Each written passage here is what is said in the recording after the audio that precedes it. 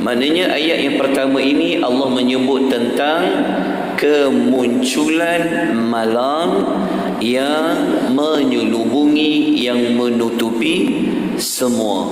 Al-Imamu Ibnu Katsir dalam tafsir Al-Quranul Azim membuat satu ulasan ringkas. Ayat pertama ini membawa maksud malam, jika malam menutupi semua makhluk, seperti bumi ini telah ditutupi dengan kedatangan malam, menyebabkan bumi menjadi gelap.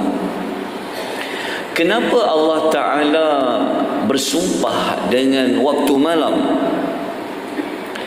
Dari sudut yang tersuratnya, kalau Allah bersumpah dengan sesuatu, kata Al-Imam At-Tabari dalam tafsir Jami' Al-Bayan, disebabkan keagungan sesuatu itu di sisi Allah Subhanahu wa Ta'ala. Maknanya jawapan yang pertama, Allah bersumpah dengan waktu malam kerana pada kejadian malam itu ada sesuatu yang agung, ada sesuatu yang besar di sisi Allah Subhanahu wa Ta'ala.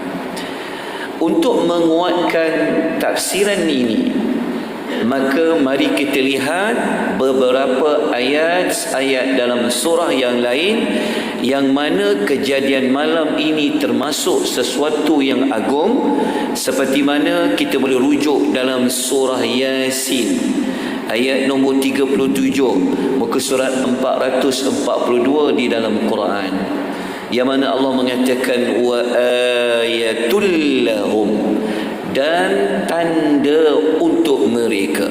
Maknanya bukti untuk membuktikan Allah itu berkuasa. Kalau mereka nak tahu Allah itu hebat, Allah itu agung, ada pada apa?